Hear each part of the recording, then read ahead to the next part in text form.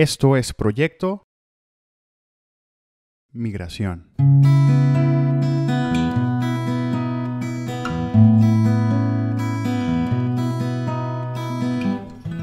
Bienvenidos, mi nombre es Gustavo Parra. Hoy quiero abarcar un poquito de historia. A veces es necesario recordar el pasado para entender el presente y poder tener cierta idea de lo que vendrá a futuro. Todos los episodios que he grabado hasta hoy para mí son importantes. He tenido invitados que para mí han sido especiales y quienes han aportado muchísimo a este proyecto. Hoy tengo la dicha de poder interactuar con dos personas que luego de haber migrado a Venezuela, donde apostaron todo por una nueva vida y en donde encontraron una segunda casa, en 2010 tuvieron que salir por toda la situación que comenzaba a pegar de manera cada vez más cruda. Don Gilberto Divela y doña Rosalba Betancourt son migrantes de la vieja escuela y hace poco les tocó asumir de nuevo el reto de emigrar y de renacer en otro país. De don Gilberto siempre me admiró su visión y su buen humor, y de doña Rosalba siempre me admiró el que nunca perdiera su identidad por muchos años que llevara viviendo en Venezuela. Don Gil, mamá Rosalba, qué gusto tenerlos en este episodio que es de ustedes. Migrantes como ustedes son quienes hacen posible que esta iniciativa exista. ¿Cómo están hoy? Hola Gustavo, yo soy colombiana, nacida en La Dorada, Caldas. Hola Gustavo, ¿cómo estás? Yo soy Gilberto, nacido en Italia, Roma. Qué bueno, me alegra mucho saber que están bien. Se me adelantaron una de las preguntas que era saber de dónde era cada uno, pero nada, buenísimo. Eso significa que estamos en sintonía. Uno de Italia, otro de Colombia. Les pregunto, ¿cuánto tiempo estuvo cada uno viviendo en Venezuela?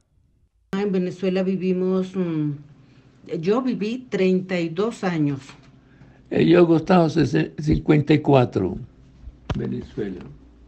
Imagínense ustedes, 32 años y 54 años. Antes, ¿por qué emigrábamos? Les pregunto, ¿qué les motivó a salir de sus países de origen y apostar por Venezuela y específicamente por Maracaibo? Yo emigré porque pues aquí las condiciones del trabajador eran muy fuertes en el sentido del asedio a las mujeres Okay. y eso entonces no podía perdurar en un trabajo porque siempre estaban el acoso que llamamos ahora, el acoso sexual y eso, entonces por eso me Okay. fui más que todo. Y me quedé en Maracaibo porque ahí conseguí mi forma de vida, ahí me levanté, trabajé y formé mi hogar, mi hija, y me gustó Maracaibo, su gente, Hmm. su calor, todo lo de Maracaibo, amo Maracaibo. Qué hermoso, qué hermoso. Gustavo, salí Dígame. de Italia con destino a ir a Nueva York, Ok. América, creyendo que el barco que iba a la América, que era Estados Unidos. Cuando llegué a la Guaira, vi toda esta casa. Dije, ay, Imagínese. ¿esto qué? ¿Estados Unidos? No, es América del Sur. ¡Qué equivocación! ¡Uy! ¡Qué equivocación! Imagínate, quería regresarme. Fui a la agencia para ver, que buscar ¿cómo se llama? Pasaje. El boleto. La cuestión es para ir a Estados Unidos. Bueno, de todas maneras, ahí entonces pregunté, ¿dónde está aquí el petróleo? En Maracaibo. Como Claro. estuve en Arabia y en África, estuve Oh, wow. en Saudi Arabia trabajando, ahí aprendí a ser el soldador. Ok. Entonces quería, hizo en Venezuela, imagínate, del campo petrolero, ahí empecé a trabajar, estuve como 15 años trabajando con la petrolera. Wow. Por eso quería ir a Estados Unidos, porque ahí en Arabia trabajé con la Aramco Oil Company, Ok. una compañía grandísima americana. En Jeddah con la IBI, una compañía siempre americana, IBI la Ok. llamaban. Eso fue la cuestión de salir en la emigrando per el nuevo avenir, porque en Italia después de la guerra, imagínate que había. Claro, claro, Desastre. claro. Del África me fui a Italia. En Italia estuve un año, emigré otra vez per la América. Le pregunto, don Gil, ese tiempo que estuvo en África, yo por ahí tengo alguna antesala de esa historia y quería saber si la quería compartir con nosotros de cómo fue ese transitar, de hecho ese trance, de lo que fue su vida y en el transcurso pues de su migración a África. Era en el tiempo del fascismo. Entonces mi papá y mi abuelo se fueron en África. Y después de unos cuantos años me mandó a llamar. Me mandó a llamar mi mamá. Ok, Éramos 5 hermanos. Los dos primeros quedaron en Italia con los abuelos. Y los 3 restantes, yo, otro hermano y otro hermano. Y mi mamá salimos en un barco hasta el África. Okay. Ahí le decía a papá, ahí la travesía duró como 12, 13, 14 días en el barco. Oh, wow. Una vez en el barco, mi mamá me había perdido a mí. ¿Dónde estaba buscando por todo el barco? Estaba en la cocina, abajo de la cocinera. Casi que me mata cuando me consiguió. Me imagino, claro. Sí. Bueno, del África llegamos a Inasmar, en Eritrea. Después viajamos por Etiopía, Oh, wow. Addis Abeba. De Addis Abeba salimos, como mi papá tenía automesos, ¿cómo se llama? Camiones. Le fuimos del Jimma, del Galacidamo.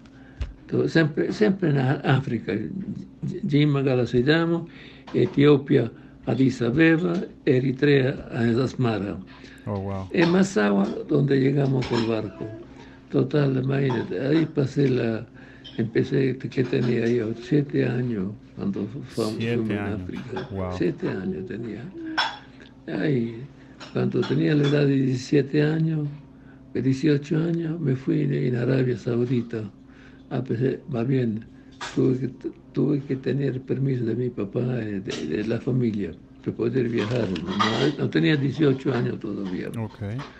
Ahí pasé como 5 años en Arabia Saudita. Bueno, los primeros 18 meses tuvimos vacaciones. Cada 18 meses teníamos vacaciones. La Arabia fue jodida, pero bueno, porque era muy joven. Más lloraba la noche, porque el calor. Me imagino. De ahí.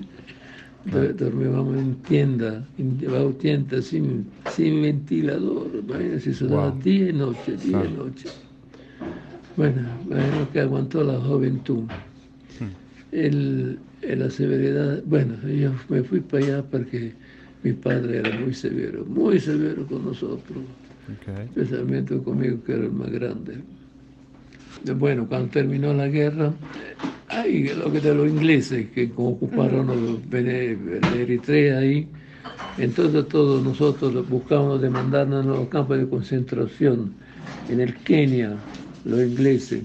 Wow. Entonces mi papá, con un carro de él, le puse una autocisterna encima, preparó esos camiones, un viaje que pedir a Eritrea, y nosotros y yo, bueno, quedamos 2 hermanos, Okay. 2 hermanos porque uno murió en Addis Abeba. Oh, wow. Entonces estaban las 2 niñas, una recién nacida por 15 días, la otra tenía 1 año y medio, 2 años, y yo que tenía 17, 18, no, cuando regresamos en África teníamos 14, 15 años, la otra tenía 13, todo metido dentro de la bota, porque nos fugamos de ahí, de Addis Abeba, nos fuimos en Eritrea, con mi madre, la niña dentro de la bota, de 1 metro, y 1 metro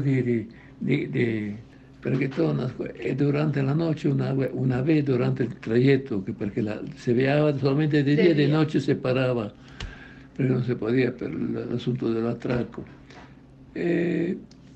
Una noche de esas, una guardia sintió llorar a la niña. Claro, entonces en la mañana hubo la visita, tuvimos que ir a un control. Okay. Entonces mi papá rápido me hizo bajar, porque le digo al chofer que manejaba, que a tal parte que que habló con el capo columna, que tenía que ir a cambiar un caucho, que cambiaba el caucho, debía enseguida a la cita. Revisión. La revisión, claro. Entonces ahí nos bajamos todos rápido, nos escondimos dentro del cauchero, que era amiga de mi papá. Oh, wow. ¿Te imaginas? Cuando nos bajamos, uno caía porque estaban encerrados, de comer 7, 8 días encerrados. Cuando agarramos oxígeno afuera, Se desmayaban. Se desmayaban y Claro. le caían. Mira el suplicio que pasamos. La pobre niña, recién nacida, se estaba muriendo, quedó un esqueleto, porque le daba la leche, se le fue la leche. Entonces, menos mal que tenía camomila, manzanilla, claro. le daba manzanilla con azúcar y chupaba pura manzanilla. Mañana se puso piel y hueso esta niña. Dios. Creía que moría. ¿Cuál es esa? ¿Cómo se Inés, llama? la última. La última. Bueno, al final llegamos a la última etapa, a 200 kilómetros antes de Eritrea. Ahí nos bajamos y agarramos un carro expreso para ir a Asmara, donde estaba el papá de mi papá. Ok. Ahí, Bueno, gracias a Dios, llegamos ahí todo. Ahí fuimos, que ya ahí no había ingleses todavía. Okay. Estaba libre, no había el asunto. Bueno, era pura África, ahí no estaban los ingleses. Ahí estuvimos ahí vivimos hasta en el 40, ¿qué? Tuvimos unos cuantos años allá. En los 40. Ya. Don Gil, le pregunto, ¿qué pasó con su hermanita? ¿Sobrevivió al fin a toda esa travesía? Sobrevivió, gracias a Dios, llegamos en Eritrea. Empezó a tener kilos porque era piel y huesos. Estaba muriendo.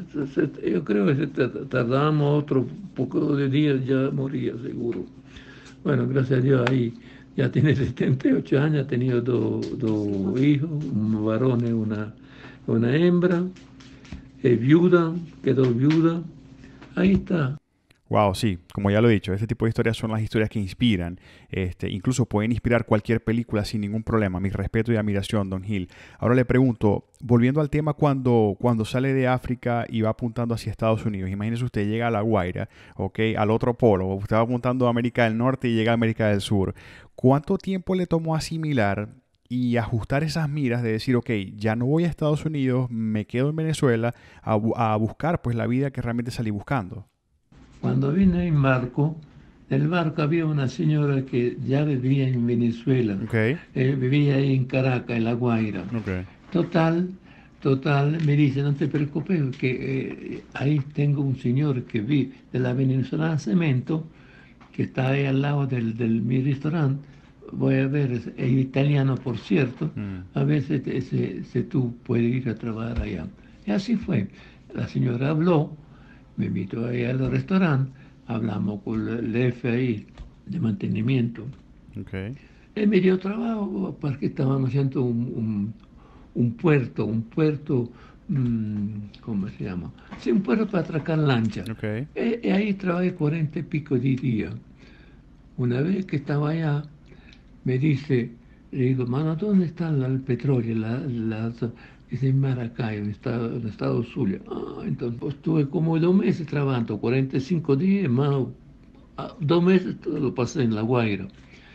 Después de eso, al terminar el trabajo, me fui rápido, agarré el avión y me fui para Maracaibo. Okay. Ahí también ya he dado con contacto donde tengo el hotel, para acá, por allá. Y así empecé a dar la vuelta caminando bajo sol, Wow. puerta, pero cuando regresaba a Maracay, venía de Lagunía, veía tanto luces de electricidad, de soldadura, Sí, digo, claro. hay mucho trabajo acá. Entonces empecé a hacer todo el milagro, buscando compañía. Dice, no, dice, tiene que ir del otro lado donde hay la petrolera. Tijuana, Bachaquero. Claro, Cabimas, bueno, todo, claro. Bueno, total, que ahí conseguí trabajo a la Venezolana Cemento primero. Trabajé como 6 meses montando un molino. Okay. Estuvimos soldando 6 meses para montar ese molino. Al terminar este trabajo, empecé a trabajar con una compañía petrolera, una compañía que trabaja per la Shell. Per la Shell, Una creo. contratista. Una contratista, claro. Y ahí me hicieron hacer la prueba de Shell, Creole, y empecé a trabajar per la Shell. Ahí trabajé como 15 años con la contratista Wow. mía, 15 años. Wow. Sí, per la Shell trabajamos. Fíjese que me llama mucho la atención cómo históricamente la mayoría de venezolanos que salían en la década de los 70, 80 y 90 regresaban a Venezuela al poco tiempo. De hecho, salían temporalmente, siempre con intenciones de regresar al poco tiempo de salir. Y en el caso particular de ustedes, vieron en Venezuela pues una tierra próspera donde poder plantar raíces y donde incluso nacieron sus hijos. Le pregunto, ¿qué fue lo más difícil para ustedes durante la primera migración de cada uno? Difícil, pienso yo que fue la documentación. Ok, Eso fue un poco tedioso, engorroso, claro. el tener la documentación, porque pues aquí yo entré con una visa de turista, no traía visa de trabajo ni nada de eso, Ok, sino con una visa de turista y me quedé y se venció las visas y entonces era tedioso porque te mandaban para un día, para otro día, era horrible, la burocracia, horrible. claro. ¿Ves? Eso fue lo más feo, porque de resto uno se Claro. adaptaba. La familia importa, pero ¿qué hace uno al lado de la familia si no puede ayudarlos a surgir ni surge uno mismo? Entonces hay que separarse. En el caso de Don Gil, Es difícil hablar el español, más o menos, claro, más o menos se hablan despacito, podría entender alguna cosa. Más con el tiempo ya empecé a hablar, ¿sí? claro. Hasta ahora lo mastico, lo medio mastico, no muy bien. Claro. Clave lo que dice la señora Rosalba, porque ciertamente a veces uno piensa mucho en la familia y uno dice la familia, la familia. Muchísimos venezolanos, lamentablemente, en la última década, pues salimos ya con la nostalgia, ¿no? Con un cartelito que dice nostalgia por la familia y por todo lo que dejamos atrás.